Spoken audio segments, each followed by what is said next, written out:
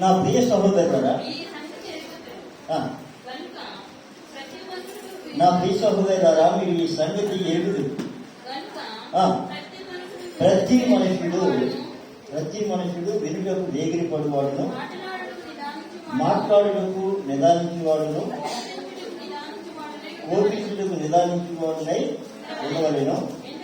ఎందుకనగా నరుని కోపము దేవుని నీతిని నెరవేర్చదు. అందుచేత సమస్త కల్మషమును నెరవేర్చిన దుస్తత్వమును మాని లోపల నాటబడి మీ ఆత్మలను రక్షించుటకు శక్తిగల వాక్యమును సాత్వికంతో అంగీకరించండి. మీరు వినువారు మాత్రమే అయింది, మిమ్మల్ని మీరు మోసపుచ్చుకొనకుండా వాక్య ప్రకారం ప్రవర్తించేవారై ఉండండి. ఎవడైనాను వాక్యమును వినువాడై ఉండి దాని ప్రకారము ప్రవర్తింపని వాడైతే వాడు అర్థములో తన సహజ ముఖమును చూచుకొని మనుషుని పోలి ఉన్నాడు. వాడు తాను చూచుకొని అవతలికి పోయి తాను ఎట్టివాడు వెంటనే మర్చిపోతుంది కదా. అయితే స్వాతంత్ర్యం ఇచ్చు సంపూర్ణమైన నియమంలో తేరి చూచి నిలకడగా ఉండువాడు ఎవడో వాడు విని మరిచివాడు కాక క్రియలు చేయువాడై ఉండి తన క్రియలో ధన్యుడగును. ఎవడైనా నోటికి కళ్ళెము పెట్టుకొనక హృదయమును మోసపరుచుకుంటూ భక్తి గలవాడును అని అనుకున్న ఎడలా వారి భక్తి వ్యర్థమే. తండ్రి అయిన దేవుని ఎదుట పవిత్రమును నిష్కలంకమును అయిన భక్తి ఏదనగా దిక్కులేని పిల్లలను విధవరాండ్రను వారి ఇబ్బందుల్లో పరామర్శించుటయు ఇహలోక మాలిన్యము తనకు అంటకుండా తన్ను తాను కాపాడుకున్నయే. ఏం తీసుకొస్తాం లేదు. వాక్యం ఎంతమందికి ఈ చదివితే అర్థమైంది? అర్థమైన వారు చేయలేదు. చాలా మంది విన్నారు కానీ చదివేరు కానీ అర్థం కాలేదు. ఇంత చిన్న మాట మీకు అర్థం కాకపోతే వాక్యం అర్థమవుతుందని ఎలా అనుకుంటాను? హల్లెలూయా. యాకోబు ఆయన రాస్తూ అంటున్నాడు, నా ప్రియ సహోదరులారా, మీరు సంగతి ఎరుగుదరు కనుక ప్రతి మనుషుడు విరిటకు వేగిరపడేవాడు, మాట్లాడుటకు నిదానించేవాడును, కోపించుటకు ఎలా ఉన్నాడట? నిదానించేవాడై ఉండవలెను. దేవుని స్తోత్రం. యేసుక్రీస్తు ప్రభు దగ్గరికి వచ్చిన ప్రతి మనిషి కూడా యేసు ప్రభు నా రక్షకుడు అంటే ప్రతి వారు కూడా ఎలా ఉండాలో ఆయన చెప్తా ఉన్నాడు. ఎలా ఉన్నాడట? వినడానికి వేగిరపడాలి. ఈరోజు చాలా మంది వినడానికి ఇష్టం చూపించట్లేదు. ఇక్కడే ఉంటున్నారు కానీ మనసులో ఎక్కడ ఉంటాము, ఇక్కడే ఉన్నారు కానీ మనసులో ఎక్కడ ఉంటాము. దానికి కారణాలు చాలా కారణాలు ఉంటాయి. ఒకటి, ఇది పునరుత్థానం అనేది దేవుని సన్నిధిని, దేవుడు నియమించిన దినమని, ఇది పరిశుద్ధమైనదని, దీన్ని పరిశుద్ధంగా ఆచరించాలనే మనసు ఎవరు కలిగి ఉంటారో వారు మొట్టమొదట ఆ దినాన్ని పరిశుద్ధంగా ఇస్తారు. దానికోసం ఎన్ని పనులున్నా పక్కన పెట్టి మొదట నేను ఎప్పుడు దేవుని మందిరానికి వెళ్తానా అనే ఆలోచనతో వస్తారు. వారు ప్రార్థన చేస్తారు, ప్రభా ఈరోజు నాతో మాట్లాడండి ప్రభా. అలా ఎవరైతే ప్రార్థన చేస్తారో ప్రార్థన చేసిన వారు నాతో మాట్లాడాలని ప్రభా అని ప్రార్థన చేసే ప్రతి వారు కూడా చెప్పే మాటలు జాగ్రత్తగా వింటారు. ఎందుకంటే ఏ మాట ద్వారా నేను కడగబడతానో, ఏ మాట ద్వారా నేను పట్టబడతానో, ఏ మాట నా జీవితాన్ని మరలా నాకు చూపిస్తూ ఉంటాను అని చెప్పి ఆలోచన అనేది చాలా మందికి ఉంటారు. అలాగే బెరయలో సంఘం ఎప్పుడు కూడా పౌరు గారి చెప్పిన మాటలు విని మరలా వారి ఇంటికి వెళ్ళిన తర్వాత పౌలు చెప్పిన మాటలు అలా ఉన్నాయో లేవని వారు పరిశీలన చేస్తూ ఉండేవారు. కొన్నిసార్లు దేవుడి మాట ఎవరైతే విన్నారో వారు మరలా దేవుడు ఒక మారు పలికితే 2 మార్లు వినబడుతున్నట్లుగా వారు విన్న వాటిని మరలా వారు ధ్యానించినప్పుడు ప్రతి మనిషిలో ఉన్న లోపాలను సరిచేస్తూ, ఒకవేళ లోపాలు మనలో ఉంటే అవును ప్రభా నేను ఎలా ఉన్నాను, నన్ను క్షమించండి ప్రభా అని చెప్పి ఇక నేను ఎలా ఉన్నాను అని చెప్పి వారు నీతిగా ఉండడానికి దేవుని వాక్యం వారితో సరి చేస్తూ ఉంటుంది. స్నానం చేసినప్పుడు ఎలా ఒళ్ళు తోడుకుంటామో వాక్యం ద్వారా ఆ విధంగా కడగబడుతూ ఉంటాం. ఇప్పుడు ఇది దేవుని సన్నిధి, ఈరోజు నేను దేవుని సన్నిధికి వెళ్ళాలి, దేవుడు నాతో ఏం మాట్లాడతాడు. ప్రతి వారు కూడా అవసరం. నాకు 3 పూట్ల భోజనం ఉందండి, తిన్నది కట్టుకొని పట్టు ఉంది, ఉండడానికి ఇల్లు ఉంది అన్నవారికి కూడా దేవుని వాక్యం అవసరం. ఎందుకంటే అన్నీ ఉన్నప్పటికీ కూడా దరిద్రులైన వాళ్ళు చాలా మంది ఉన్నారు. అన్నీ ఉండి కూడా దరిద్రులైన వాళ్ళు. ఎలాంటి దరిద్రులో ఒకసారి ఆ మాట కొడుతున్నాను. ప్రకటన గ్రంథం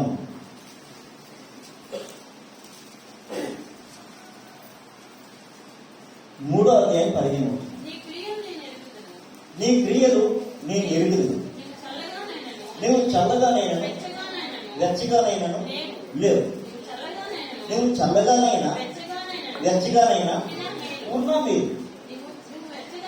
వెచ్చగానైనను చల్లగానైనను ఉండక నులివెచ్చగా ఉన్నావు కనుక నేను నిన్ను నా నోటి నుండి ఉమ్మివేయాలని అనుకుంటున్నాను. ఎందుకు ఉమ్మేస్తున్నాడేట? లాలాజలం అనేది తప్పనిసరిగా ప్రతి వారు కలిగి ఉండాలి. అది మానవ ఆరోగ్యానికి సూచనలో కూడా ఉంది. అదేవిధంగా మనం దేవుని నోటిలో ఉన్న లాలాజలం, ఈ ఉమ్మిని ఊసేయడానికి అసహ్యం కలిగినప్పుడు దాన్ని ఊసేస్తూ ఉంటాం. దేవునిలో ఉన్న మనము దేవుడికి అసహ్యకరమైన జీవితాన్ని కనుక జీవిస్తున్నట్టు కనబడితే మనల్ని ఆయన ఊసేస్తానని చెప్తా ఉన్నాడు. ఎందుకు ఊసేస్తాడు? కారణం ఏంటంటే నీ క్రియలు నాకు తెలుసు. నువ్వు చల్లగానూ లేవు, వెచ్చగానూ లేవు.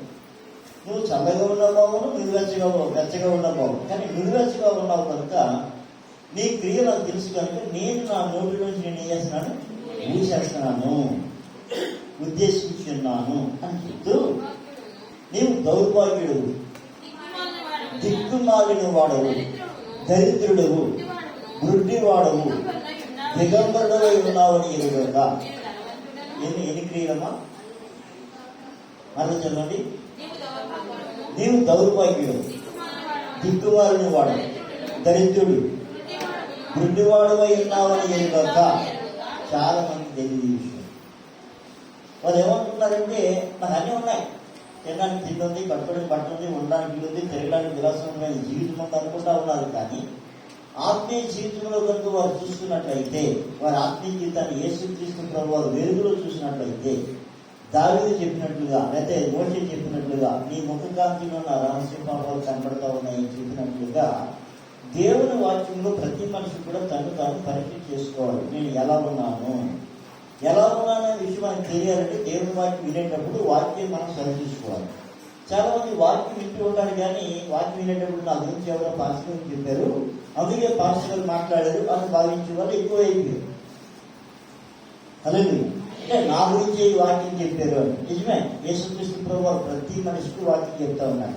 వాక్యం అనేది మనుషులకే కానీ ఆ చర్చి స్తంభాలకు లేకపోతే టేబుల్స్ ఒక దేవుని సన్నిధిలో దేవుని వాక్యం అందరికీ కూడా. ఎందుకంటే ప్రతి మనిషి కూడా దేవాలయంగా కట్టబడాలి. ప్రతి మనిషి కూడా దేవాలయంగా కట్టబడాలి. దేవాలయంగా కట్టబడడం ఏంటండి మీరు అడిగితే పేతురు పత్రిక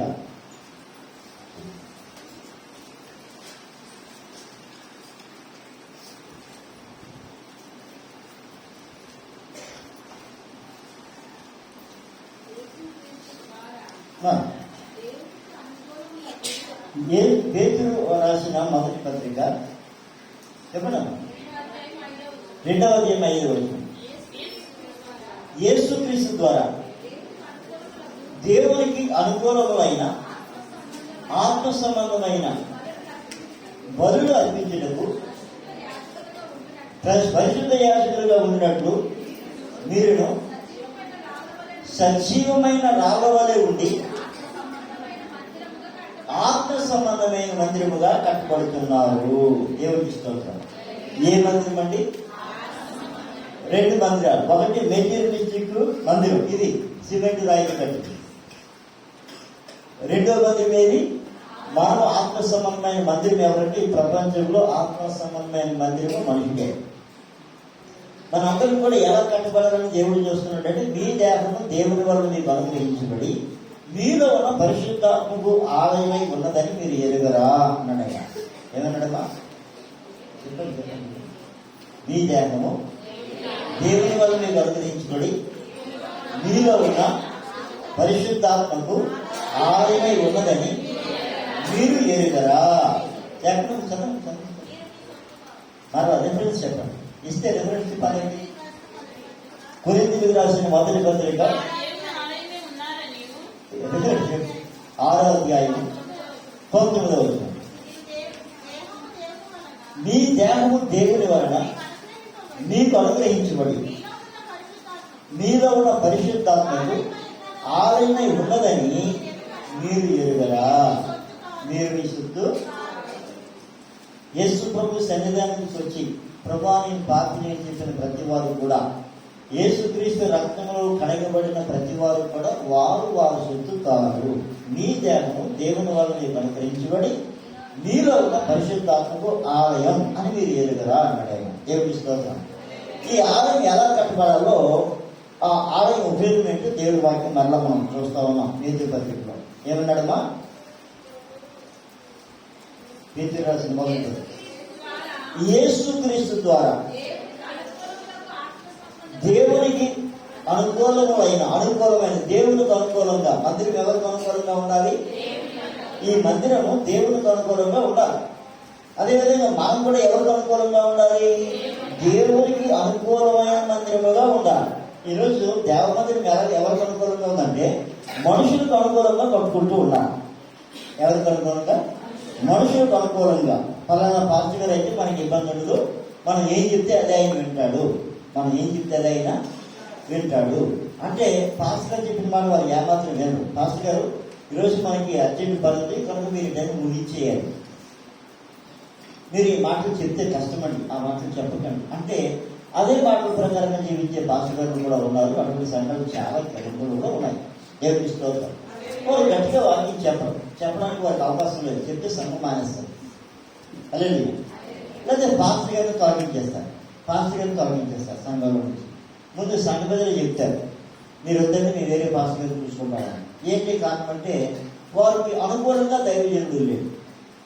అంటే ప్రజలు దేవునికి అనుకూలంగా ఉండవలసిన వారు తమకు అనుకూలంగా ఉంచుకోవడం చూస్తూ ఉన్నారు. అందుకే ఇక్కడ చెప్తున్న మాట ఏంటంటే మనము దేవునికి అనుకూలములకు ఆత్మ సంబంధమైన బలులు అర్పించాలి. కానీ ఏ బలి అన్నది?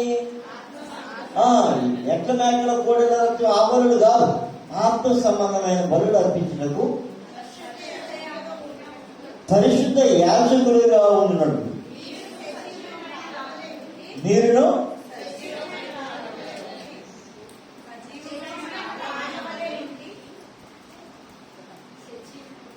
సజీవమైన, మీరు సజీవం అంటున్నారు సజీవం అంటున్నారు నాకు అర్థం కాలేదు. నేనే కట్టుకున్నాను నాకంటే నచ్చదు. మీరు సజీవమైన రాళ్ళవలే ఉంది అంటే రాళ్ళు మనం ఎవరిపై ఉన్నాము? రాళ్ళు. ఈ రాళ్ళు కొన్ని రాళ్ళు కరగబడతాయి, మనలో కూడా కరగని రాళ్ళు ఉన్నాయి. చెప్పుకో చెప్పెట్టుకోట్టుకో మావిడ తెచ్చుకో మందిస్తా అనే టైపులో చాలా ఎలా ఉన్నారు? రాళ్ళు. కానీ బయట చెప్తా ఉంది జలములు రాళ్లను అరగదీస్తాం. మనం రాళ్ళమే, కానీ ఏ రాయిగా ఉండాలి? పనికిరాని రాయిగా ఉంటుంది, సజీవమైన రాయి. అలాగే సజీవమైన రాళ్ళతోటి మందిరాలు కడతారు, మందిరాలు విగ్రహాలు చెక్తారు. అలాగే రాయిలో కూడా జీవం ఉంది. లేదా మీకు ఎంత తెలుసు? రాయిలో ఏముంది? జీవం ఉంది. రాయి ఎదుగుతుంది, రాయి ఏముంటుంది? ఎదుగుతుంది. స్తోత్రం. అది మీకు తెలియాలంటే అమర్శిల్పి జక్కన స్టోరీ తెలియాలి. ఇప్పుడు అది చెప్పడానికి సమయం కాదు. దేవునికి స్తోత్రం. అలాగే మనం ఎలా ఉండాలని దేవుడు కోరుతూ ఉన్నాడు? సజీవమైన రాళ్ళ వల్ల ఉండి ఆత్మ సంబంధమైన మందిరముగా కట్టబడుతున్నారు. మన అందరం కూడా రాయి జత కలిస్తేనే గోడలు అవుతాయి. స్తోత్రం. అదేవిధంగా సంఘము దేవునికి ఎలా ఉండాలంటే ఆత్మ సంబంధమైన మందిరముగా ఉండాలి. మీరు సజీవమైన రాళ్ళవలే ఉండి ఆత్మ సంబంధమైన మందిరముగా కట్టబడుచున్నారు. దేవునికి స్తోత్రం.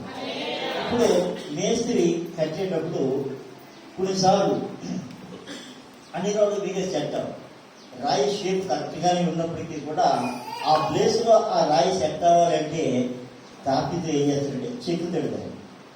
ఏం చేస్తాడు? చెక్కుతాడు. అదే చెక్కినప్పుడు మొక్క ఇరిగిపోతుంది అనమాట. ఎలాగైనా ఎరగవచ్చు, ఇరుగుతుంది, దాన్ని ట్రైల్ చేసుకుంటారు. సేమ్ ఆత్మ సంబంధం అందరిగా కట్టబడినప్పుడు మనకి కూడా రాతి దెబ్బలు తగులుతూ ఉంటాయి, తాపి దెబ్బలు తగులుతూ ఉంటాయి. అలాగే రాతి దెబ్బలు తగులుతూ ఉంటాయి. కొన్నిసార్లు రాజుని కట్టేటప్పుడు మాట్లాడి ఏం చేస్తే నీటిలో ఉంచండి, ఆ బెడ్ని మాట్లాడి నీటిలో ఉంచాలి, అన్ని బెడ్లు ముంచాలి, 2 బెడ్లు ముంచుతూ ఉంటారు. దేవునికి స్తోత్రం. దానికి కారణాలు కూడా చాలా ఉన్నాయి, ఇంజనీరింగ్ ప్లాన్. దేవునికి స్తోత్రం. అదేవిధంగా ఆత్మ సంబంధమైన మందిరముగా మనం కట్టబడినప్పుడు తప్పనిసరిగా శుద్ధి దెబ్బలు ఉంటాయి, లేకపోతే అది గోడకి ఉపయోగపడదు. దేవునికి స్తోత్రం. చదవమా.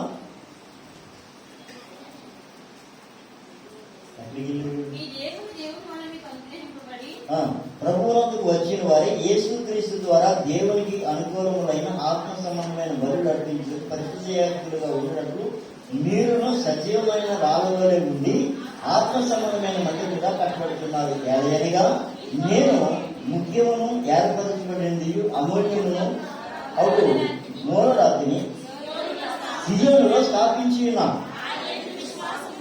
ఆయన ఎందు విశ్వాసం ఉంచేవాడు ఏమాత్రము సిగ్గుపడడు అని లేఖనమును రాయబడి ఉన్నది.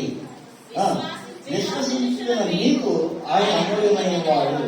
విశ్వసించిన వారి అయితే ఇల్లు పట్టిన వారు ఏ రాత్రి నిషేధించలో అదే మూలకి కలవాయి ఆయను. దేవుని స్తోత్రం.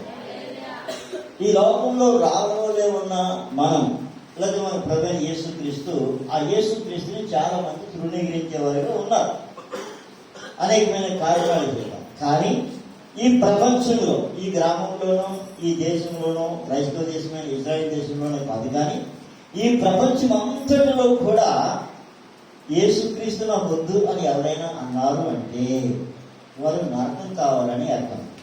ఎందుకంటే యేసుక్రీస్తు ప్రభువు లేకుండా ఈ ప్రపంచంలో ఏ మతమైనా పరలోకానికి తీసుకుని వెళ్ళడానికి ఛాన్స్ లేదు. ఎందుకంటే సర్వలోకానికి దేవుడు అన్నాడు, నేనే మార్గం అన్నాడు ఆయన. స్తోత్రం. కనుక యేసుక్రీస్తు మార్గంలో జీవించకపోతే ఎవరికీ పరలోకం లేదు. ఇది వాస్తవం. దేవుని స్తోత్రం. అంటే ఏ యేసు ప్రభు నాకు వద్దు అన్నారో ఆ యేసు ప్రభువే మన కుటుంబ జీవితానికైనా మన ఆత్మీయ జీవితానికైనా మూలరాయి అయి ఉన్నది. ఈ రాత్రికి మనం జత చేయబడితేనే మనం మందిరముగా కట్టబడతాం. దేవుని స్తోత్రం. అలా మనం మందిరముగా కట్టబడాలంటే యేసుక్రీస్తు లేకుండా ఎవరో మందిరంగా కట్టబడలేదు. రెండవది, మనం సజీవమైన రాయి వలె లేకుంటే మనం కూడా మందిరంగా కట్టబడలేదు. దేవుని స్తోత్రం. ఏ లోకమైతే క్రైస్తవుల్ని పనికిరాని రాళ్ళు అనుకుంటా ఉందో ఆ క్రైస్తవులే కనుక లేనట్లయితే ఈ లోకానికి నెమ్మది లేదు, శాంతి లేదు, సమాధానం లేదు, ఆశీర్వాదం కూడా లేదు. దేవుని స్తోత్రం చెప్తాను. మీరు అలా చూడద్దు, 2 దెబ్బలు అంటే బాధ అంతే. అంటే కొట్టేయండి, కూర్చో, మా పుస్తకం కూర్చి గట్టిగా స్తోత్రం. హల్లెలూయా. ఏ మందిరంగా ఉన్నాడు దేవుడు చెప్తా ఉన్నాడు? ఆత్మ సంబంధమైన మందిరముగా మనం ఉండాలి అంటే మీరు వినడానికి వేగిరపడాలి అన్నాడు. వినడానికి ఏం చేయాలంట? వేగిరపడాలి అన్నాడు. ఇంకా ఏమన్నాడు? మాట్లాడడానికి ఏ మాట ఆ మాట నోటుకు వస్తే ఆ మాట మాట్లాడకూడదు, పలికేయకూడదు. ఆ మాట పలికేటప్పుడు ఒకసారి ఆలోచించాలి. కనుక మాట్లాడడానికి నిదానించిన వారుగా ఉండాలి అన్నాడు. కోపానికి కూడా ప్రతిదానికి చాలా మంది కోపం వచ్చేస్తూ ఉంటారు. కానీ కోపానికి కూడా ఏమవసరం? నిదానం అవసరం. అందుకే లారీలో ఇక్కడ రాస్తూ ఉంటాడు, నిదానమే ప్రధానము అని. నిదానంగా వెళ్ళడం. దేవునికి స్తోత్రం. కోపించడానికి కూడా ఆలోచన చేయాలి. దేవునికి స్తోత్రం. ఇంకా ఏంటన్నా? ఎందుకనగా నరుని కోపము దేవుని నీతిని నెరవేర్చదు. దేవునికి స్తోత్రం. మన కోపము దేవుని నీతిని నెరవేర్చదు. అందుచేత సమస్త కల్మషమును వెరవేగుచున్న దుష్టత్వమును మాని. ఒక్క నిమిషం. ప్రతి మనిషిలో కూడా ఏముంది అని అడిగితే కల్మషము అన్నాడు. అలాగే ఏముందట? సరదాగా మనం మాట్లాడుకున్నాం, నాలో కల్మషం లేదు అన్నవారు ఎవరైనా? ఎవరు చెప్పలేదు. యేసు రక్తమే ప్రతి వారిని శుద్ధిగా చేయాలి. లోకంలో ఉన్నవారు చెప్పలేకపోయినా యేసుక్రీస్తు రక్తంలో కడగబడిన మనం చెప్పాలి, నేను కల్మషము లేనివాడు అని.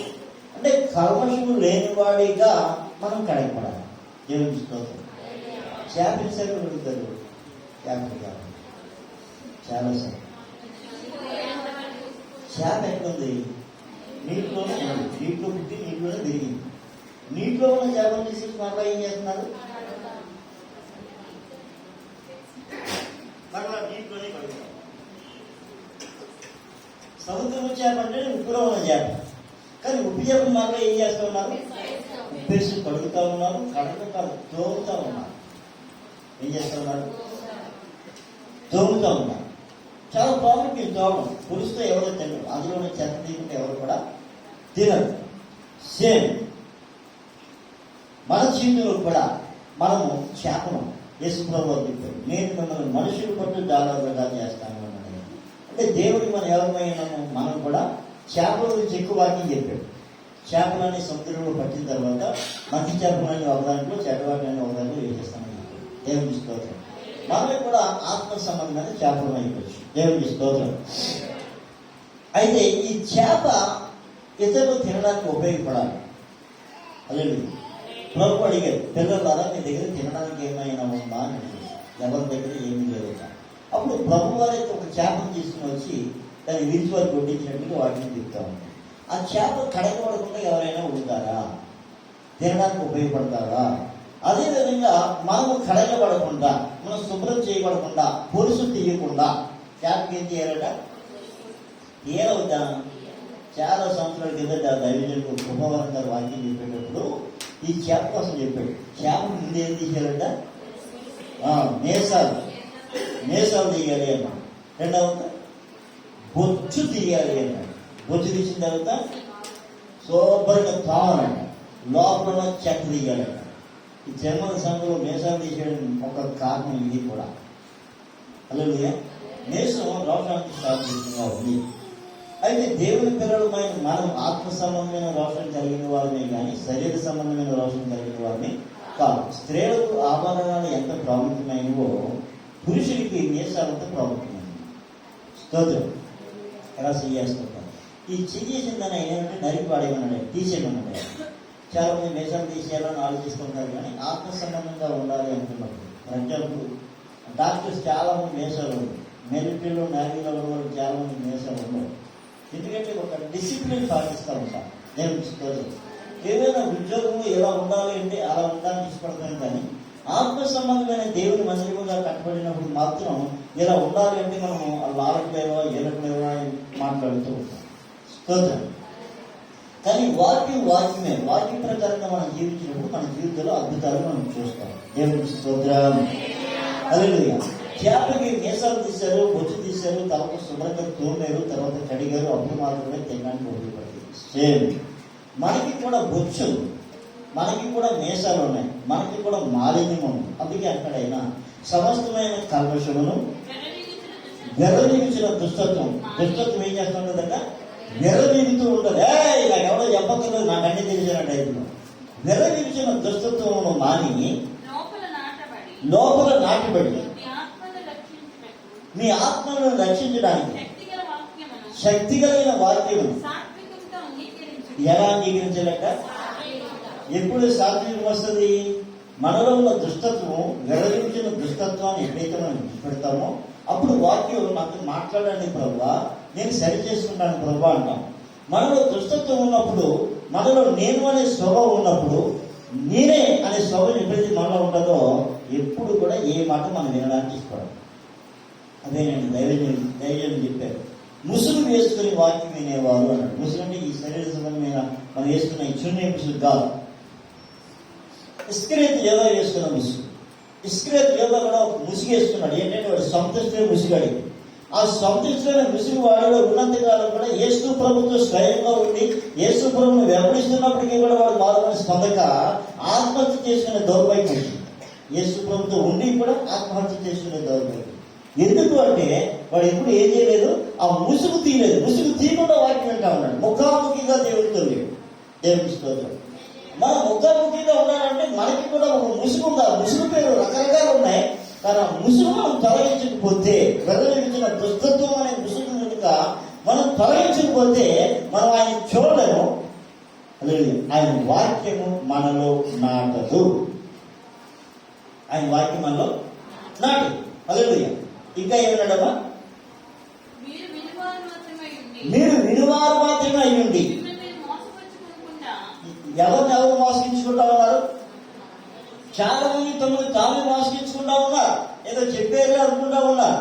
అంటే వాక్యం వింటా ఉన్నారు, కానీ విన్న వాక్య ప్రకారంగా జీవించడానికి వారు ఎంత మాత్రం కూడా వారు ఇష్టం వారిగా ఉన్నారు. వారు వినువారు మాత్రమే అయ్యుండి దాని ప్రకారంగా ప్రవర్తించిన వారైతే, వాక్యం విన్న వాక్యం నేను ఎలా జీవిస్తూ ఉన్నానా లేదా అనేది ప్రతి ఒక్కరు తాను పరీక్ష చేసుకోవాలి. అలా కాకుండా ఎప్పుడు విన్నమాటలే కదా అనుకుని వెళ్ళిపోతే మాత్రం ఆ వాక్యం నీకు ఏమాత్రం కూడా ఉపయోగపడదు, నీవు కూడా ఉపయోగపడదు. ఏమిస్తారు అర్థంలో చూసుకున్న తర్వాత అక్కడ అర్థం చూస్తున్నప్పుడు అక్కడ దుమ్మిని ఉన్నా లేకపోయినా, కనీసం దుమ్మిని లేకపోతే చేతితోనైనా జుట్టు సావరిస్తూ ఉంటారు. అలాగే అర్థం మన ప్రతిబింబాన్ని చూపిస్తూ ఉంటారు. దేవుని వాక్యం అనే అర్థం, దేవుని వాక్యం అనే అర్థం మన ప్రతిబింబాన్ని చూపిస్తూ ఉంటారు. మనం ఎలా ఉన్నామో, వాక్య ప్రకారంగా ఉన్నామా లేదా అనేది ఎవరు చూపిస్తూ ఉంటారు? వాక్యం అనే అర్థం చూపిస్తూ ఉంటారు. కనుక మీరు విలువలు మాత్రమే అయ్యకుండా దాని ప్రకారం ప్రవర్తించాలి అన్నాడు. ఇంకా ఏమన్నాడు? తను చూచుకొని అవతలికి పోయి తాను ఎత్తివాడో వెంటనే మర్చిపోను కదా. అయితే స్వాతంత్ర్యమునిచ్చు సంపూర్ణమైన నియమములో ఒకరు. దేవుని వాక్యం మనకేమిస్తుందంటే స్వాతంత్ర్యం ఇస్తుంది. అలాగే స్వాతంత్ర నియమములో మనం చూసుకోవడానికి సత్యము ప్రతి మనిషిని కూడా స్వతంత్రులుగా చేస్తారు. సత్యం ప్రతి మనిషిని స్వతంత్రులుగా చేస్తారు. ఉదాహరణ, మీరు దేవుని వాక్యం పర్ఫెక్ట్ గా వింటా ఉన్నారు. మీరు విన్నదాని ప్రకారంగా మీరు ప్రవర్తిస్తూ ఉన్నారు. చాలా మంది దాని ప్రకారంగా ప్రవర్తించుకుంటా మీలో తప్పు చూపించాలని మీరు అనుకున్నప్పుడు మీరు సిగ్గుపడరు. ఖచ్చితంగా చెప్తా ఉంటారు. ఉదాహరణ, మీరందరూ కూడా చక్కగా ఆభరణాలు తొలగించిన వారు అయి ఉన్నారు. ఓకే, ఇప్పుడు ఎవరైనా ఒక పెద్ద పాస్టర్ గారు మీ ముందుకు వచ్చారు. ముందుకు వచ్చి మన మీద తప్పు చేసినట్లుగా మనం మాట్లాడచ్చు. దేవుడు అనుకుంటే ఆభరణాలు తీసేయాలా, తీసిన బైబిల్లో ఉందా అన్నారంటే అది ఎప్పుడు బైబిల్ చదవలేదని అర్థం. దేవుడికి స్తోత్రం. ఎక్కడుంది, ఎలా ఉంది అని అడిగే వాళ్ళు ఉన్నారు. అంటే వారు బైబిల్ చదవలేదని, చదివినా వారి మనోన్నతుడు గుడితనం ఉంది కనుక వారికి అర్థం కాలేదని అర్థం. అటువంటిప్పుడు మనకి ఏమనిపిస్తుంది అంటే, సేమ్ జరిగిన విషయం మీకు చెప్తా ఉన్నా. మన చర్చిలో ఒక తల్లి ఉండేది. ఆమె పేరు కృపమ్మ. ఆమె పరిశుద్ధాత్మ పొంది చాలా పవర్ఫుల్గా జీవించేది. చదివేది లేదు, చక్కగా సువార్త చెప్పేది. ఆమె ఒక రోజు మందిరానికి వస్తూ వెళ్తూ ఉండేది. ఒక రోజు పక్కింట్లో పాస్టర్ అదే దిగారు. అది దిగిన తర్వాత ఆమె యజమాన్ని నువ్వు ప్రార్థనకు రావాయి అని చెప్పి ఆయన ప్రార్థనకు ఆహ్వానించి పాస్టర్ గారు. ఆయన ఎప్పుడు ప్రార్థనకు రాడు, కానీ ఏంటంటే ఆయన ఒక త్రావుడు అలవాటు ఉంది. కానీ పక్కనే పాస్టర్ గారు కనుక మొహమాటంతో వెళ్ళడం ప్రారంభించాడు. ఎప్పుడైతే వెళ్తూ ఉన్నాడో వెంటనే పాస్టర్ గారు బాప్టిస్ట్ ఇచ్చేశారు. బాప్టిస్ట్ ఇచ్చేస్తే ఆయన మార్గంలో ఆయన ఉన్నాడు, ఈ మార్గంలో వస్తూ వెళ్తూ ఉంది. కానీ ఇప్పుడు పాస్టర్ గారు అడిగారట, ఏమయ్యా నువ్వు ప్రార్థనకు వస్తా ఉన్నావు, మరి మీ ఆవిడ రాదా, మీ ఆవిడ ఎక్కడికి వెళ్ళడానికి, భర్త ఎక్కడ ఉన్నాడో భార్య కూడా అక్కడే ఉండాలి అన్నాడు. ఆమె నా దగ్గరికి వచ్చింది, అయ్యా పరిస్థితి ఎట్లా ఉంది అని. నేను అన్నాను, అమ్మ భర్త మాట తప్పనిసరిగా వెళ్ళాలి, మరి ఆయన రక్షణ పొందేది చెప్తా ఉన్నాడు, తప్పనిసరిగా భర్తను ఫాలో అయిపోయి చెప్పాను. భర్తను ఫాలో అయ్యి, ఎందుకంటే నేనేం చెప్పినా ఒకవేళ వాక్యం చెప్పినా వారికి అర్థం కాదు ఆ సమయంలో, కనుక భర్తను వెంబడించు అన్నాను. భర్తను వెంబడించింది.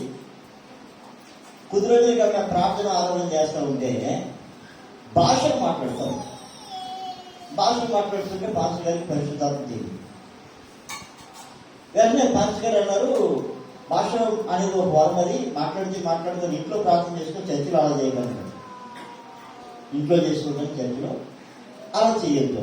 సరే మానేసిన తర్వాత ఒక రోజు సంఘస్థులు అడుగు చూసి నవ్వకుండా ఉన్నారట. కారణం ఏంటంటే పాస్టర్ గారే పువ్వులు పెట్టుకొని వస్తూ ఉంటే, పాస్టర్ గారే ఆభరణాలు వేసుకుని వస్తూ ఉంటే ఈవిడ పెద్ద పాస్టర్లాగా అనుకోవడం, పెద్ద పాస్టర్లాగా అన్నీ చేసేసింది అని చెప్పి అనుకుంటూ భర్త దగ్గరికి వెళ్ళింది. పాస్టర్ గారి దగ్గరికి వెళ్ళింది. పాస్టర్ గారు చెప్పాడు, మరి ఎలా ఉంటే అందరూ అలాగే అనుకుంటారు, యాభై చెప్పాను. ఇప్పుడు ఆమె అబ్బో వాళ్ళట మళ్ళీ తాగేస్తాడేమో అని 2 చిన్న చెవి, 2 బాబు, ఇంకా అక్కడి నుంచి నాకు కట్టాను. కొద్ది రోజులు అయింది, ఎక్కడో చేరగొట్టు మీద దొరికిందట తేడాగా. మన సంఘంలో పెద్ద ఆయన చూసి బాబీలో జరిగింది అని చెప్పాడు. సర్వేని మనం చూద్దాం. మరలా భర్త మరలా త్రాగుతుంది అయిపోయింది. అంటే ఆ కుటుంబ జీవితం నాశనం అయిపోవడం కారణం ఎవరంటే 100% పాస్టర్ గారు. ఈమె దేవుని వాక్య ప్రకారంగా సత్యమునందు నిలబడినట్లయితే సత్యము సొంతగా చేస్తారు. ఇంకా వాక్య క్రీడ చూసినట్లయితే తర్వాత పాస్టర్ గారు మారుమనసుకుని ఆలోచన చేసింది. పాస్టర్ గారు మారుమనసుకుని ఆలోచనలు మరి ఈవిడ పరిస్థితి, ఈవిడ జీవితం నాశనం అయిపోయింది, కుటుంబమే నాశనం అయిపోయింది. స్తోత్రం. చాలా మంది జీవితాలు వాళ్ళు ఏది విన్నారో దేని ప్రకారం వారు జీవించాలో ఆ విషయం చాలా మంది మర్చిపోతూ ఉన్నారు. వాక్యం మనం ఏం చేస్తారు, సత్యం స్వతంత్రంగా చేస్తారు. కనుక మీరు విన్న వాక్యం ఆకాశం భూమి కట్టించిన ఆయన మాట కట్టించదు. కనుక మీరు సత్యం కొరకు నిలబడాలి, సత్యం కొరకు నిలబడాలి. అలాగే సత్యం వల్ల ఏం చేస్తుంది, స్వతంత్రుడిగా చేస్తుంది. అయితే ఇక్కడ మాట మనం చూద్దాం. యాకో మాట, నియమములో దేని చూసి నిలకడగా ఉన్నవాడెవడో వాడు విని మర్చిపోయేవాడు కాక క్రియలు చేయవాడై తన క్రియలో ధన్యుడగును. దేవుడి స్తోత్రం. ఎవరైతే ఆ స్వతంత్రాన్ని సంపాదించుకొని దేవుని వాక్య ప్రకారంగా జీవించాలని కోరుకుంటారో వారి క్రియలు ఏమవుతారట, ధన్యులవుతారు, స్వతంత్రులు అవుతారు. ఇంకా ఎవడైనా నోటికి కళ్ళెం పెట్టుకొనక హృదయాన్ని మోసపరుచుకుంటూ చాలా మంది హృదయాన్ని మోసపరుచుకుంటూ ఉన్నారు. మోసపరుచుకుంటూ నేను కూడా భక్తి కలిగిన వాడిని, భక్తి కలిగిన దానినే అనుకుంటా ఉన్నాను. అలాగే భక్తి కలిగిన వారి జీవితాలు వేరుగా ఉంటాయి. వారు దేనికి ఆలోచించరు, ఏ సమస్యకి ఆలోచించరు, అలాగే ఏ మరణానికి ఆలోచించరు, దేనికోసం కూడా ఆలోచించరు. ఎందుకంటే వారు ఎవరంటే వారు దేవుని రాజ్య సంబంధం. దేవుని రాజ్య సంబంధుల్ని ఈ లోకంలో జరిగే ఏ సన్నివేశం కూడా వారిని కలిగింది.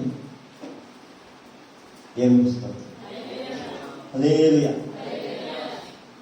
మనం దేవుని పిల్లలమో కాదనేది మన వే ఆఫ్ బిహేవియర్, మన ప్రవర్తన మనకి సాక్ష్యం ఇస్తూ ఉంటాం. ఉదాహరణ, మనిషి లేనట్టు పోగొట్టి పోగొట్టదు, ఉండబుట్టి పోగొట్టదు అని చెప్పాడు. చాలా మంది ప్రార్థనకి రావడానికి చిన్నపిల్లలు కదండి. చిన్నపిల్లలతో ఎలా? దేవుడు స్థైర్యం ఇచ్చి మీ పిల్లలను తీసుకొని దేవుని మందిరానికి అడిగాడు. నేను కొందరిని అడిగాడు, ఏంటమ్మా మీ పిల్లలు ఏది, మీ మనవలు లేదు అంటే చిన్నపిల్లలు కదండి. ఏ పిల్లలట? యేసు ప్రభువు ఏ దినమున దేవుని మందిరానికి తీసుకుని వెళ్ళారు? 8వ దినమున. దేవునికి స్తోత్రం. దేవుని వాక్యం ఏమని చెప్తా ఉంది, స్తన్యపానం ఇచ్చే ఈ పిల్లలను దేవుని సన్నిధికి తీసుకుని మనం ఏం చేస్తా ఉన్నాం? 2 రోజులు మీటింగ్ జరిగింది, ఎక్కడో దూరం చేసుకుని తెచ్చారు దయ్యాన్ని. ఎంతమంది దాన్ని పట్టించుకున్నారు? పిల్లలు ఒకతో మానేశారు. అంటే వీళ్ళు దేవుని భక్తులు ఉన్నవారా? వీళ్ళు భక్తి పనులు ఉన్నామా? అన్నానికి సరిపోతారా? ఆ వ్యాధి వారు ఉందా? స్తోత్రం. హల్లెలూయా. వారు అనుకోవచ్చు మేము భక్తి కొరకు అనుకోవచ్చు, కానీ దేవుని వాక్య ప్రకారంగా చూస్తే ఏమాత్రం కాదు. అందుకని దేవుడి వాక్యం వినేటప్పుడు దాని సాత్వికను అంగీకరించి వాటిని ఏం చేయాలి, సరి చేసుకోవడానికి ఇష్టపడాలి. మనం ఎవరో కరెక్ట్ కాదు, కానీ కరెక్ట్ చేయబడడానికి ప్రయాసపడాలి. కరెక్ట్ చేయబడడానికి ప్రయాసపడాలి. దేవుడికి స్తోత్రం. మనం ఇలా అన్నారు, నేను అనట్లేదు, దేవుని వాక్యం చెప్తాను. దేవుని వాక్యం కడుగుతాము. దేవుని వాక్యం రుద్దేటప్పుడు భక్తి కలుగుతుంది. స్తోత్రం. హల్లెలూయా, హల్లెలూయా, హల్లెలూయా, హల్లెలూయా. శిల్పం చెక్కేటప్పుడు శుద్ధి దెబ్బ రాయి దెబ్బ తగులుతూ ఉంటుంది. కొన్నిసార్లు ఎక్కువ తెగుతూ ఉంటుంది, కానీ ఎక్కువ తగ్గకుండా జాగ్రత్తలు చూసుకోవాలి. తెగితే పనికిరాదు. స్తోత్రం.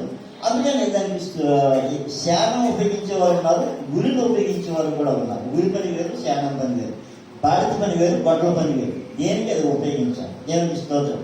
కనుక చెక్కేటప్పుడు చెక్కేస్తున్నారు అనుకుంటే ఎక్కువ ఉపయోగపడదు. ఒక అపరూపమైన సౌందర్యం రావాలంటే నిందలు, అవమానాలు, తిట్లు నీ జీవితంలో అవసరం. అవి మన జీవితాన్ని ఏం చేయాలి, సరి చేయాలి. అదే నిజంగా మనం సరి చేయబడితే మనం ఆగ్రహ సమయాన్ని మించుకోం. మనం సరి చేయబడితే ఉపవాసాన్ని అయిపోతాం. మనం సరి చేయబడితే అన్ని విషయాల్లో కరెక్ట్గా ఉంటాం. ఏమిస్తుంది దేవుడికి కావాల్సింది ఆయన శిల్పకారుడు. ఆయన శిల్పాలు కావాలి, అందమైన శిల్పాలు కావాలి. ఒక శిల్పానికి అందం రావాలి అంటే చాలా టైం పడుతుంది. ఉదాహరణ, ఈ చైర్స్ ఉన్నాయి కదా, అవి యాక్చువల్గా పెద్ద పనే ఉంటుంది అనుకుంటాం. మేము జైవకు దాన్ని చూస్తూ ఉన్నాం. పని అయిపోయింది ఎంత పని అయిపోయింది అనుకున్నాం. ఈ రాత్రి అయిపోయింది అనుకున్నది వాళ్ళ మీద పడి. అలాగే ఆయన వేస్ట్ పని చేస్తున్నాడంటే వేస్ట్ పని చేసే రోజుగా 20 రూపాయలు అవసరం కలిగి దాన్ని చెక్కడానికి, ప్రతిదీ చెక్కడానికి, దానికి పాలిష్ పెట్టడానికి ఎంత టైం పట్టిందో నేను కలర్ చూసాను. అతనికి రోజుకి 20 రూపాయలు. ఏమిస్తారు ఖాళీగా ఉండి ఖాళీగా ఈ బల్ల చాలా ఆపుకునే కనబడతా ఉంది. కానీ ఈ బల్ల ఆయన చేసి ఎలా చూస్తే 2 days ఉంది. దానికి ఉందండి 4 కాలనీ కదా అలాంటి. కానీ కళ్ళారా మేము చూసాం. అదే బయటకి ఇస్తే 2 గంటల దిగుబడేస్తాం. ఫర్ ఎగ్జాంపుల్ ఈ స్టాండ్ సంవత్సరం అవ్వలేదు, అప్పుడు ఇరిపోయింది, దానికి సరిగా లేదు, కోట్లు అయిపోయింది. కానీ దాన్ని సరైన రీతిలో చెక్కాలంటే కనీసం రోజు పడుతుంది, రోజున పడుతుంది.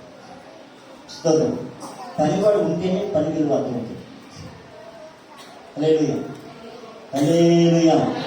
అదేవిధంగా మనము కూడా దేవునికి అపురూపమైన శిల్పాలుగా చెక్కబడాలి అంటే తప్పనిసరిగా శుద్ధి దెబ్బలు, చెక్కడాలు ఇవన్నీ ఉంటాయి.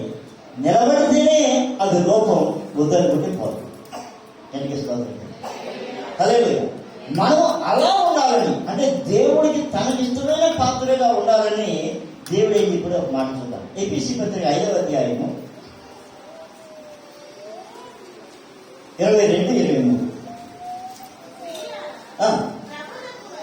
ప్రభువునకు వలె మీ స్వపురుషులకు లోబడి ఉండండి, క్రీస్తు సంఘమునకు శిరస్సై ఉన్నలాగున పురుషుడు భార్యకు శిరస్సై ఉన్నాడు. క్రీస్తే శరీరానికి రక్షకుడై ఉన్నాడు. సంఘము క్రీస్తునకు లోబడినట్లుగా భార్యను కూడా లోబడవలను అంటే అర్థం ఏంటి?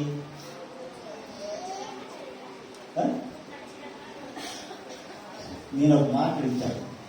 మీ యజమాని బయట పని మీద వెళ్ళినప్పుడు ఎంతమంది భార్యలు ప్రార్థన చేస్తున్నారు? నా భర్త డ్యూటీలో వెళ్ళాడు, క్షేమంగా రావాలని ఎంతమంది ప్రార్థన చేస్తున్నారు? ఆడే వెళ్ళాడు, ఆడే వస్తాడు, తినేసి పడుకునే బ్యాచ్ అయిపోయింది. అలాంటి ఇది లోకానికి చెల్లుతుంది, కానీ దేవుడి కన్నా చెల్లదు. బయటికి వెళ్ళిన భర్త వచ్చే వరకు భర్త వరకు ఏం చేయాలట? ప్రార్థించి ఎక్కువ సమయం ప్రార్థనలో గడపాలి. దేవుడు ఇస్తుంది. ఎందుకని? బయటికి వెళ్ళిన వ్యక్తి పొరపాటు చేత సాతాను వలలో చిక్కుపడకుండా ఉండడానికి కూడా అవసరం. దేవుడు ఇస్తుంది.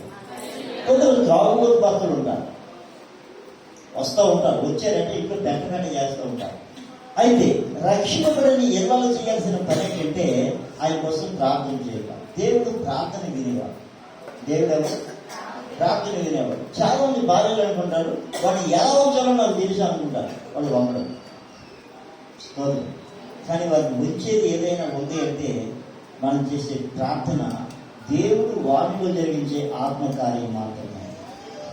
దేవుని స్తోత్రం. ఇప్పుడు చెప్పండి, త్రాగుబోతైన భర్త వచ్చేటప్పుడు ఎంతమంది ఇళ్ళలో ప్రార్థన చేస్తా ఉన్నాడు, ప్రభు ఆయన వచ్చేస్తా ఉన్నాడు, వాడి ఇంట్లో పెంట చేయకుండా కాముగా పడుకునేలా చేయండి ప్రభు అని ప్రార్థన చేసేవాడు. ప్రభు నా భర్త త్రాగుడు మానేయాలని ఉపవాసంతో ప్రార్థన చేసేవాళ్ళు ఎంతమంది? నా భర్త ఇతర చోటు వెళ్ళకూడదని ప్రార్థన చేసేవాళ్ళు ఎంతమంది ఉన్నారా? బైబిల్ సెలవిస్తూ ఉంది, ఓ స్త్రీ నీవు నీ భర్తను రక్షిస్తావో లేదో నీకు తెలియదు, ఓ పురుషుడా నీ భార్యను రక్షిస్తావో లేదో నీకు తెలియదు, కానీ ఎవరు రక్షణ పొందుతారో వారి మూలంగా పిల్లలు పరిశుద్ధులై ఉంటారు. అలాగే ఒకవేళ భర్త తిరుగుబోతు త్రాగుబోతే భార్య పవిత్ర ప్రవర్తనను పెట్టి రక్షింపబడిన భార్యను పెట్టి పిల్లలు పరిశుద్ధపరచబడతారని వాక్యం చెప్తాం. ఒకవేళ భార్య పరిమాణిందైతే భర్త రక్షింపబడిన వాడైతే భర్తను బట్టి పిల్లలు పరిశుద్ధపరచబడతారని వాక్యం చెప్తాం. ఏమి చూసుకోవాలి? ఇద్దరు పరిమాణుడు అయితే చదువుతా. అవిశ్వాసి అయిన భర్త రిఫరెన్స్ చెప్పు. కొరింథీయులకు రాసిన మొదటి పత్రిక 7వ అధ్యాయం 14వ మాట. అవిశ్వాసి అయిన భర్త ఎవరు బట్టి? ఇప్పుడు భార్యకి ఏముండాలి చెప్పండి. ఇప్పుడు మా ఆయన ఒప్పుకోవట్లేదని, నా బాప్తిసానికి నా రక్షణ ఒప్పుకోవట్లేదని అన్నవారే కానీ నా భర్త వరకు నేను ప్రార్థన చేసి నా భర్తను దేవునందరిని తీసుకుని వస్తానన్న ఛాలెంజ్గా నిలబడిన వారు కనపడకూడదు. ఇది నిన్న కథ చెప్తా ఉంటాడు, అలా పెట్టండి ఇలా పెట్టండి. నేను కథలే, వాస్తవం కాదు. వాస్తవం దేవుని వాక్యం. నీ పవిత్ర ప్రవర్తన బట్టి నీ భర్త నడవడిని రాబట్టవచ్చును అది వాక్యం. స్తోత్రం. హల్లెలూయా. నీకు ఎగ్జాంపుల్ చెప్తాను. మా మాట తిట్టినట్టుగా ఉంటాయి కానీ వాస్తవం చెప్తాను. మా పేటర్ గారు బయటనే తాగేసి ఒడ్డు వెళ్ళేవాడు. అలాంటి వాడు ఉపవాసం ఉంటే చాలా జాగ్రత్తగా చేసేవాడు. ఉపవాసం ఉన్నవాడిని చూసి ఆ ఊరిలోనే రాత్రి తినేస్తారండి. అలాంటి వాడు 30 దినాలు ఉపవాసం. 8 దినాలు ఇస్తారంటే నేను ఉపవాసం మీ నాన్నే ఉన్నాడు 30 దినాలు రాత్రులు పదవులు. చూడండి ఆ జీవితం చేర్పిస్తుంది. ఉపవాసం ఉండి చక్కగా ప్రాంతంలో ఉండి పరిశుద్ధాన్ని పొందేసి నేను బాప్తిసం కావాలని చూసి ఈ యాకోబుని, పేటర్ని, ఇస్సాకుని వీళ్ళందరూ చూసిన పొరపాటు మోసాలని నేసాలు తీసేసారు. పెద్ద నేసాలని ఎవరు చెప్పాడు? ఈ బాబు ఏంటంటే మాకు బాప్తిసం కావాలన్నా నేను 40 డేస్ పాస్తుంది, మీకు బాప్తిసం కావాలంటే మీరు వచ్చారు మీ భార్య సంగతి ఏం చదువుతున్నా ఏంటాను రానమ్మా ఏంటాను. ఇది ముందేమని చెప్పారు?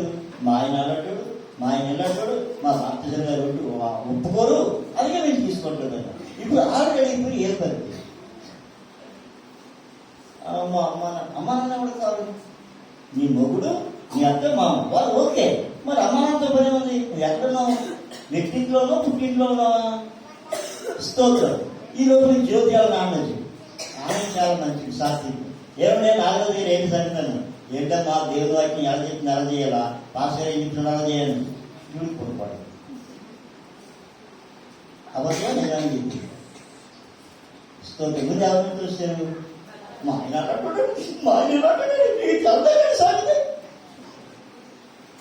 అంటే భయంకరమైన త్రాగుబోతులైనా మారిపోతారు, కానీ ఆడవాళ్ళు మారడం చాలా కష్టం. చక్కగా తెలుసుకోండి. హల్లెలూయా.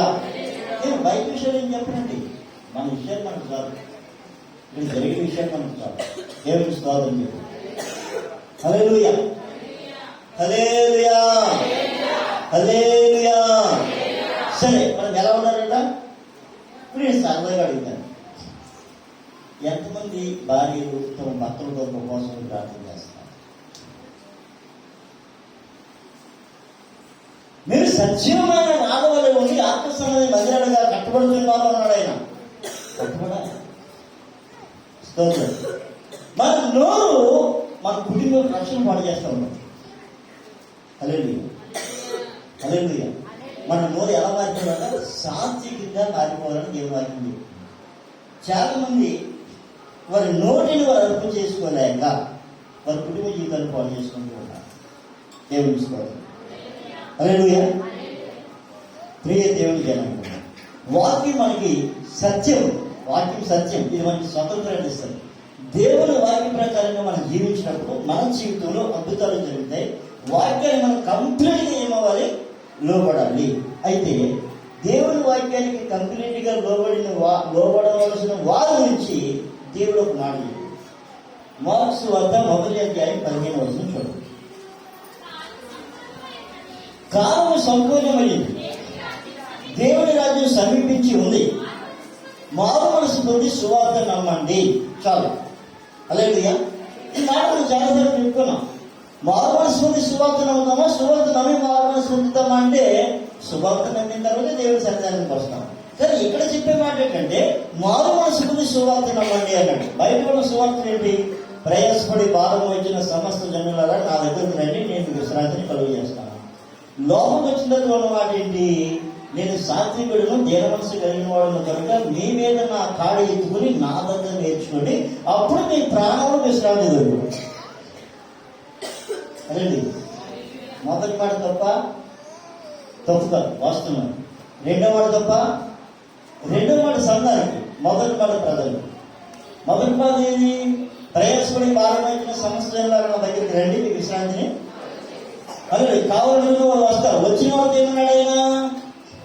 నేను సాత్వికుని, దేవవంశం కలిగిన వాడిని కనుక మీ మీద నా కాడి ఎత్తుకుని నా దగ్గర నేర్చుకోండి. ఇప్పుడు నేర్చుకునే అనుభవం ఉన్నామా లేదా?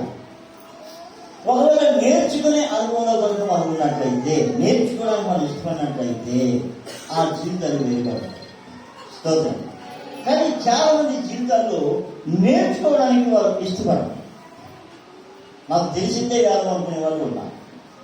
అలాగే కానీ నేర్చుకునే వారి జీవితం ఎలా ఉంటుందంటే వారు తాము త్యజించుకుంటారు. ఏం చేస్తారు? తాము త్యజించుకుంటారు. తగ్గించుకోవడం కాదు, త్యజించుట. మత్తయి సువార్త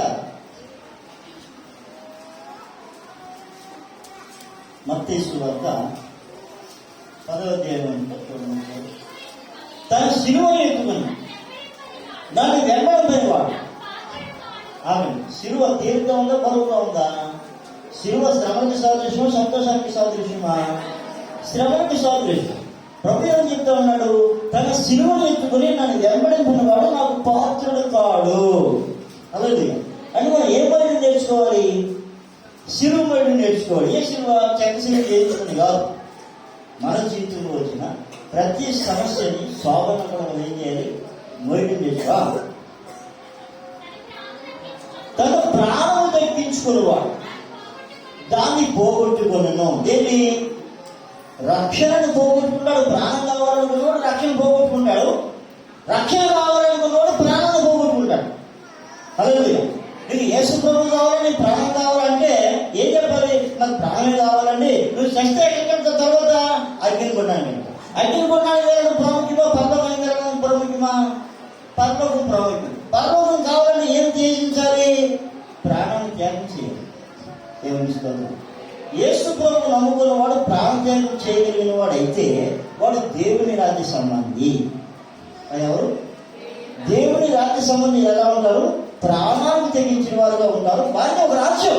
దేవుని క్రైస్తవులందరినీ కూడా, క్రైస్తవులందరూ యేసు రక్తములు విమర్శించబడి యేసు ప్రభు నా దేవుడని మారు మనసు పొందిన వారు అందరినీ కూడా ఒక రాజ్య సంబంధం. వారికి ఎవరితో పని అంటే లోకంతో పని. లోకంతో పని. అలా లోకంతో పని లేకుండా ఉన్నవాడు ఎవరంటే అబ్రహాం. దేవుడు చెప్పాడు, ఇదిగో నీకు కావాలంటే నీ దేశాన్ని, నీ బంధువుని, నీ తల్లిని, తండ్రిని విడిచిపెట్టి బయటికి రా.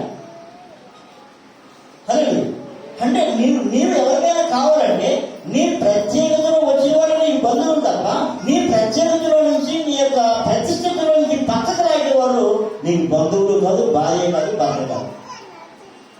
అలాగే భార్య అయినా భర్త అయినా మన ప్రతిష్టతను పెంచేవారుగా ఉన్నాం, తగ్గించేవారుగా అనుకోండి. స్తోత్రం. ఈరోజు చాలా మంది అమ్మాయి వివాహం జరుగుతాం. వివాహం జరిగేటప్పుడు కొన్నిసార్లు దేవుడి చెప్తుందంటే వారి సొంత ఇష్టాలకి కులాలకి ఆలోచించే వారు కొందరు ఉంటా ఉంటారు. 10 మంది బ్యాచ్ యేసు ప్రభు దగ్గరికి వచ్చి కూడా కులం అంటే 10 మంది లేదు. నేను ఎన్ని పరిస్థితులు క్రైస్తవులు 10 మంది అన్నాను. ఈ 10 మంది బ్యాచ్ ఏం చేస్తారంటే వారు సొంత ఇష్టం అన్నారు, దేవుడి ఇష్టం కాదు. దేవుడు ఏం చెప్పాడు అది చేయు, సంతృష్టాలు చేయడానికి వస్తారు. సంతృష్టాలు ఎవరు ఎక్కడ తాగేస్తూ ఉంటారు? ప్రతిష్ఠింపబడిన వారిని ప్రతిష్ఠిత లేని చోటికి తీసుకెళ్తూ ఉంటారు. మా కులం అండి, మా బంధువులు అండి. దేవుడేమో నువ్వు ప్రతిష్ఠితురాలివి కనుక నీ దగ్గరికి వాళ్ళు ప్రతిష్ఠించబడి రావాలి అంటే ప్రతిష్ఠిత లేని వారి దగ్గరికి ప్రతిష్ఠింపబడిన వారు వెళ్ళిపోతూ ఉంటారు. ఎందులో బయట హలో ఈ విషయమే పౌలు గారు ఏడుస్తూ ఉన్నాడు. ఈరోజు చాలా మంది అమ్మాయి బాప్తిసం తీసుకోవడానికి కారణం అంటే వారి తల్లిదండ్రులకు ఒక ఆలోచన ఉంది. మా అమ్మాయి ఎవరైనా ఉద్యోగం కూడా చేయాలి, వాడు కాకపోతే పని ఉద్యోగం పని లేదు, వాడు సాఫ్ట్వేర్ అయి ఉండాలి, అయితే మంచి ఉద్యోగం అయితే 70,000 తేవాలి, తెచ్చుకున్నాడు కూడా ట్యాగ్ చేసినా పర్వాలేదు కానీ ఉద్యోగస్తులు అయి ఉండాలి. ఈ మధ్య చాలా మంది ఆలోచనలే ఉంది. వాడు ఉద్యోగస్తులు వాడు పోయినా టెన్షన్ అవుతుంది. అంతేకాని నా కూతురి జీవితం, నా కొడుకు జీవితం ఆశీర్వాదకరంగా ఉండాలి, ప్రభావ మీరు ఏం చెప్తారో దాని ప్రకారం నేను చేస్తాను, నేను ఏ ప్రతిష్ఠలో ఉన్నానో నా కుటుంబం కూడా ఆ ప్రతిష్ఠలో ఉన్నాయని ఆలోచించే తల్లిదండ్రులు తక్కువ లేదు. చాలా మంది పిల్లల కొరకు బంగారం కొనేవాళ్ళు, పిల్లల కొరకు ఏదేమో కొనేవాళ్ళు. అరే నువ్వు ఏ ప్రతిష్ఠలో ఉన్నావు? నీ ప్రతిష్ఠ ఏంటి? లోకంలో ఉన్నవారు బయట రమ్మని చెప్తున్నాడు. లోకాన్ని విడిచిపెట్టి రాన్నాడు ఆయన. మీరు మూర్ఖులైన తరలి వేరుగా ఉండి రక్షణ పొందాలి అన్నాడు ఆయన. రక్షణ పొందిన వారు కూడా లోకంలోకి వెళ్ళిపోతా ఉన్నారు. కారణం కులం, ధనం, ఇంకొకటి. స్తోత్రం, హల్లెలూయా, హల్లెలూయా. దేవుడు స్వయంగా చెప్పాడు, ఈ కణాలీలలో ఏ ఒక్కటి నా కొడుకు పెళ్లి చేయకూడదు. ఎవరు చేయకూడదు? ఏ దేశంలో ఉన్నాడు ఆయన? కనాను దేశంలోనే ఉన్నాడు. కానీ ఆ ఊరు అమ్మాయి మాత్రం వద్దాయ. కాబట్టి నేను ప్రతిష్ఠితుడిని. నేనెవరిని? నేను దేవుని చేత పిలవబడిన వాడిని కనుక దేవుని చేత పిలవబడింది నా కొడుకు కోడలు కావాలి తప్ప, భార్య కావాలి తప్ప ప్రతిష్ఠిత లేని వాడు కాదు. నేను ఎక్కడున్నా సరే. మరి మనం ఎలా ఆలోచిస్తున్నాం? మన అబ్బాయిని వివాహం మీద ఆలోచిస్తున్నాం. మా బంధువులంటే వాడు ప్రతిష్ఠిత ఉందా లేదా? ఉద్యోగం ఉందా లేదా కాదు, ప్రతిష్ఠిత ఉందా లేదా? దేవుని కొరకు, దేవుని కొరకు జీవితాన్ని ఇష్టపడతా ఉన్నారా? ఏదో నామకాంతంగానా? నామకాంతంగానే నాకు తప్పదే, నామకాంతంగానే ఆశయం తప్పదే. యేసుప్రభు నమ్ముడే పర్లోకానికి వెళ్ళిపోదు కదా. దేవుని రాజ్యం సమీపించి ఉన్నది, మారు మనస్ఫూర్తి సువార్త నమ్మండి అంటే దేవుని రాజ్య వారసులుగా ఉండాలంటే ఆ జనాభా వేరు. వారికి కులభద్రాలు వీటితో పని లేదు. మీకు ఎగ్జాంపుల్ చూపిస్తాను. లోకస్ వార్త 8వ అధ్యాయం. నేను గురించి పోతున్నాను, నాకు టైం ఏంటి.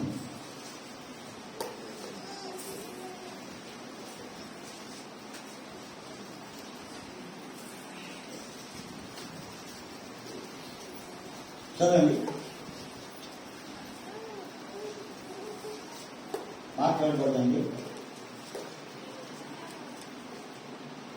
లూకాసు వార్త 8వ అధ్యాయం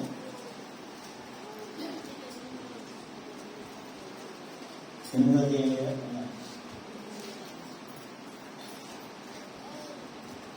8వ చదవండి. 8:1 చదవండి. 8వ అధ్యాయం 1. వెంటనే ఆయన దేవుని రాజ్య సువార్తను ప్రకటిస్తూ ప్రతి పట్టణంలోను ప్రతి గ్రామంలోను సంచారం చేయుచుండగా 12 మంది శిష్యులు అపవిత్రాత్మలను వ్యాధులను పోగొట్టుకొనబడిన కొందరు స్త్రీలను అనగా 7 దయ్యములు వదిలిపోయిన మగ్ధులైన వాడిని మరియా, హేరోదు యొక్క గృహ నిర్వాహకుడు పూజా భార్యకు యోహన్న, సూసన్నయు. ఇక్కడ ఒక విషయం ఆలోచిద్దాం. దేవుని రాజ్యానికి వచ్చిన వాళ్ళు ఎవరు చూసినట్లయితే ఆయన సువార్తను ప్రకటిస్తూ ఆయనతో సహకారులుగా ఉన్నవారు. ఎవరితో? యేసు ప్రభువుకి సహకారులుగా ఉన్నవారు ఎవరు అంటే అక్కడ 7 దయ్యాలు వదిలిపోయిన వగ్ధులైన మరియా. అంటే ఆమె జీవితంలో ప్రభు దగ్గరికి రాకముందు దయ్యాలతో ఉండేది. యేసు ప్రభు దయ్యాలు వదలగొట్టిన తర్వాత ఆమె జీవితాన్ని ఎవరికి అంకితం చేసుకుందంటే యేసు ప్రభుని అంకితం చేసుకుంది. దేవుడు తీసుకోవాలి. యేసు ప్రభు శిష్యులు చేపలు పట్టుకునేవాడు, వాళ్ళు వృత్తి వారు చేసుకునేవారు. కానీ వారు కూడా దేవుని వారిని ఎరిగిన తర్వాత, విన్న తర్వాత, ఎరిగిన తర్వాత, యేసుని చూసిన తర్వాత యేసుని వెంబడించడం స్టార్ట్ చేస్తారు. దేవుడు తీసుకోవాలి. ఈరోజు యేసు ప్రభుకి ఎవరు కావాలంటే వెంబడించేవారు కావాలి, నమ్ముకున్నవారు కావాలి. నమ్ముకున్నవారు ఉన్నారు పోతారు, వెంబడించేవారు కావాలి. మరి మనం ఏం చేస్తా ఉన్నాం? ఇక్కడ యేసు ప్రభువుని వెంబడించిన వీళ్ళు మగ్ధలేని మరి అంటే దయ్యాల చేత పీడించబడిన మీ జీవితంలో స్వస్థత వచ్చింది.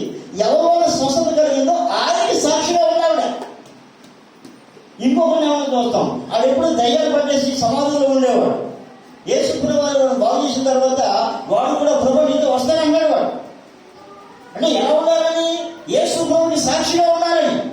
నేను దయ్యాలతో పీడింపబడేవాడిని, నా బతికి అయిపోయింది, కానీ నాకు మరలా బతికి ఎవరిచ్చారో ఆయనకు నేను సాక్షిగా ఉండాలి, ఆయన నేను వెంబడించాలి. వీళ్ళ స్థానంలోకి ఇంకా వచ్చారంటే రాజ కుటుంబంలో ఉన్న వాళ్ళు కూడా వచ్చేసారు.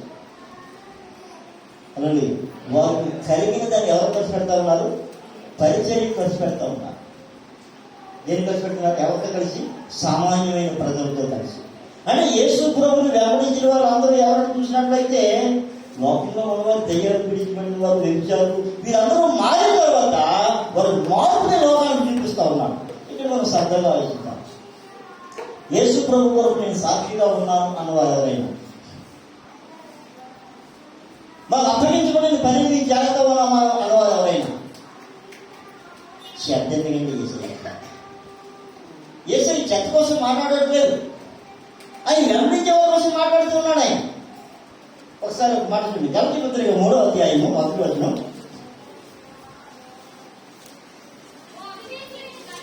ఓ అవివేకులైన గలతీయులారా. గలతీ సంఘాన్ని యేసు ప్రభువు కట్టాడు. గలతీలో ఉన్న ఆ పట్టణంలో ఉన్న సంఘానికి యేసు ప్రభువు పేరు పౌలు గారు కట్టాడు. ఎలా కట్టాడంటే చాలా చక్కగా కట్టాడు సంఘాన్ని.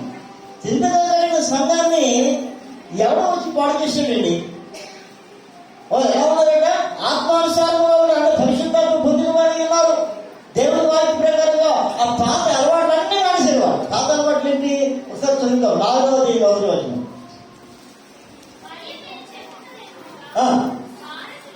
నాలుగు 8. ఆ కారణం అయితే మీరు దేవుని ఎరగని వారు, నిజానికి దేవుళ్ళు కాని వారికి మీరు దాసులై ఉన్నారు. చూడండి, పూర్వం ఆయన దగ్గరికి వచ్చిన వాళ్ళు ఎవరట? పూర్వం దేవుని కాని వారికి దాసులైన వారట.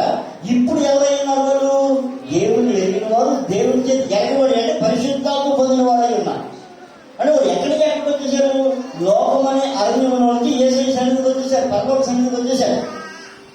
వచ్చేసిన తర్వాత ఆయన ఏమంటున్నాడు? పౌలు గారు నా సంఘం బాగుంది అనుకుంటాడు. ఇలా బాగుంది అనుకున్నవాడు మరి ఎవడో వచ్చి పనిపోయాడు, ఎవడో వచ్చి సంఘాన్ని పాడు చేసి సంఘాన్ని పర్లేదు అన్నాడు, పర్లేదు అన్నాడు. ఏ అలవాట్లు మానేశారో, ఏ ఆచారాలు మానేశారో మళ్ళీ అదే ఆచారంలో వెళ్ళిపోతూ ఉన్నారు. ఈరోజు మనం కూడా మన వివాహాల్లో ఎక్కడికి వెళ్ళిపోతాం? డెడికేషన్ కలిగి బాప్తిసం పొంది క్రీస్తు రక్తంలో కడగబడి పరిశుద్ధాత్మ పొంది కూడా అన్ని వివాహాలకు వెళ్ళిపోయారు చాలా మంది. ఆభరణాలు తాలిబుట్లు కట్టించుకొని, పువ్వులు వేయించుకొని. ఏమి దౌర్భాగ్యం అండి ఈ దౌర్భాగ్యం! ఎంత దౌర్భాగ్యం అండి ఇది! నీవెవరివి? ఒక డెడికేటెడ్ క్రీము యేసుని సొంతం చేసుకున్నాడు. ఆయన సొంతంగా, ఆయన సొంతంగా చేసుకొని ఆయన కుమారుడిగా, కుమార్తెగా నేను అంగీకరించి నీకు పరిశుద్ధాత్మ అభిషేకం ఇస్తే, నువ్వు నా కుమారుడివి, నా కుమార్తెని చెప్తే ఇది వదిలేసి లోపలికి పెళ్లి చేసిన భాగ్యం ఎంత దౌర్భాగ్యం అండి! ఏ స్థితికి వెళ్ళిపోతా ఉన్నా? ఓ అవివేకులైన గలతీయులారా, మిమ్మల్ని ఎవరు పరమపెట్టాడు? ఆత్మానుసారంగా ఆరంభించి శరీరానుసారంగా ముగిందారా? ఈ శరీరానుసారంగా బ్రతకడం కోసం ఇన్ని కష్టాలు అనుభవించారా? ఈయన నిందలు పడ్డారా? లోపలికి తిట్లు తిన్నారా? ఎంత జ్ఞానానికి దైవజనుడికి ఎంత ఏడుస్తున్నాడు దైవజనుడు! ఒక పక్క నుంచి దైవజనుడు ఏడుపు, మరో పక్క నుంచి పరిశుద్ధాత్ముడు ఏడుపు, మరొక యేసు రక్తంలో విమోచించబడితే ఆయన ఏడుపు. పరిశుద్ధాత్మ ఏడుస్తూ ఉన్నాడు, యేసు ప్రభు ఏడుస్తూ ఉన్నాడు. దైవజనుడు ఏకైపోయి కదండి, వాకిపోయి కదండి. ఏడానికి మీరు లెక్క అప్పగించాలి. ఏం అప్పగించాలి? నీ కోసం ప్రార్థన చేయాలి. ఎందుకంటే నేను ఆయనకు అప్పగించడానికి. నువ్వు మోటిస్తావని కాదు. కానీ మనం అర్థంలో చూసుకుంటావు, వాక్యమైన అర్థంలో, కానీ సరి చేసుకోవట్లేదు. అర్థంలో చూసుకున్నాడు, సరి చేసుకున్నాడు, కానీ వాక్యమైన అర్థంలో చూసిన మనం మాత్రం దేనికి లోబడిపోయాం? లోకానికి, బంధువులకి, కులానికి, డబ్బులకి, ఉద్యోగాలకి. కానీ ప్రతిష్ట పోగొట్టుకుంటాం. ఏ ప్రతిష్ట? లోక ప్రతిష్టలు కాదు, దేవునిలో ఉన్న ప్రతిష్ట పోగొట్టుకుంటున్నాం. దేవుడిని ఏమన్నాడు? ప్రతిష్ఠిత జనం అన్నాడు ఆయన. ప్రతిష్ఠిత నీవు ప్రతిష్ఠిత లేని వారిని వివాహం చేసుకుంటే, ప్రతిష్ఠిత లేని వారిని నువ్వు సాంగత్యం చేస్తే ఏమైంది నీ బతుకు? మన బతుకు ఏమైపోతున్నాడు? పరలోకమా పాతాళమా? ఎందుకు ప్రభువు అనుకున్నాం? ఎందుకు దేవుని రాజ్యంలో ఉండాలని కోరుకున్నాం? ఇలా బతకడానికి. అందుకనే యాకోబు చెప్తా ఉంటాడు, సాత్వికంతో దేవుని వాక్యం చూడండి, కోపడకండి, వినేవారిగా ఉండకండి, విని దాని ప్రకారంగా ప్రవర్తించే వారిగా ఉండండి. ఒకసారి ఆలోచించండి. ఓ అవివేకమైన గర్జీలారా, మిమ్మల్ని ఎవరు భ్రమ పెట్టాడు? ఆలోచన చేయండి అంటాడు ఆయన. ఆలోచన చేస్తారా? మన పిల్లల పట్ల మనకు ఆలోచన తప్పని, మన పిల్లల పట్ల దేవుడికి ఒక ఆలోచన ఉందని, దేవుని ఆలోచన నా జీవితంలో, మన జీవితంలో జరగాలని ఉందా? లేదు. లేదు అంటే మన ప్రభుత్వం అనుకున్నప్పుడు అనవసరం. అయితే ఇంత గుడికెళ్ళిపోతుంది. ఎక్కడికి వెళ్ళినా యేసు ప్రభులో ఉండి లేనట్టుగా బ్రతికి నువ్వు బ్రతికినా ఉంటే తెచ్చినా ఉంటే. పదవులు లేని క్రైస్తవ్యాన్ని యేసై కోరట్లేదు, వెంబడించలేని క్రైస్తవ్యాన్ని ఆయన కోరట్లేదు. నన్ను వెంబడించండి, నేను ఎక్కడ ఉంటానో నా శిష్యులు కూడా అక్కడే ఉంటాడని చెప్పారు. యేసు ప్రభు వారు మనుషుల్ని విశ్వాసంగా చూడట్లేదు, ఆయన స్నేహితులుగా మనసులో అనుకుంటున్నాడు. నా స్నేహితుడైన అబ్రహాము అన్నాడు ఆయన. మట్టి మనుషునికి ఎంత భాగ్యం ఇచ్చాడండి ఆయన. మట్టి మనుషులకి ఎంత భాగ్యం ఇస్తే ఆ దేవుని యొక్క అమూల్యమైన రక్షణ, ఆ అద్భుతాన్ని మనం పోగొట్టుకుంటున్నామే, లోకంతో కలిసిపోతున్నామే. లోకంతో కలిసిపోవడానికి యేసు మన దగ్గరికి వచ్చాడు. యేసు రక్తం ఏం చేసి పవిత్రులుగా చేస్తా ఉంది. మీరు మూర్ఖులైన తరానికి వేరుగా ఉండండి అన్నాడే. నామకార్యంగా ఉన్నాడా? ఒకవేళ ఎంతవరకు మనం నామకార్యంగా ఉంటే ఈరోజు మనం ఆలోచించాలి. వాక్య వెలుగులో మనం చూసుకోవాలి. నేను ఎలా ఉన్నాను, నా స్థితి ఎలా ఉంది?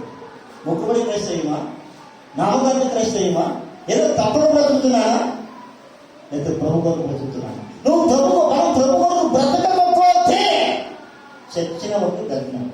అసలు వాల్యూ లేదు. బ్రతికితే ప్రభు, చేస్తే ప్రభు. నా మళ్ళీ బ్రతుకులు క్రీస్తు చావైతే మా పిల్లలు నా మాట ఇంట్లేదండి. నువ్వు విద్య నీ పిల్లల్ని మాట, మా విద్య మా పిల్లలు మన మాట అంటారు. మన ఏదో ఆలోచించాలి. ఆలోచన ఏంటి? దేవుడి పక్కలేదా? మన పిల్లల పట్ల దేవుడి చింతపక్కలేదా? ఆలోచించండి. ఓ సంగమా, క్రీస్తు రక్తంలో విమోచించబడ్డా మనం చెప్పుకుంటూ మన సొంత ఇష్టాలు నెరవేర్చుకునే సంగమా ఎలా ఉన్నామో ఆలోచించేయండి. ప్రార్థన చేసుకుంటాం. ప్రతి వారు బాగుంటుంది.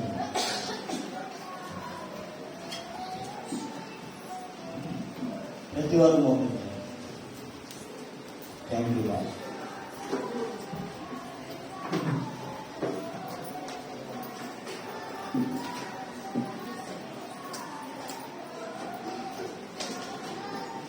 ప్రతి వారు బాగుంటుంది. ఎవరు ఇటువంటి కావద్దు, దిక్కులు చూడద్దు. వాక్య వెలుగులో ఉన్నామా, చీకట్లో ఉన్నామా? వాక్యం అనే అర్థంలో ఉన్నామా, వినువారుగా ఉన్నామా, దాని ప్రకారంగా ప్రవర్తించే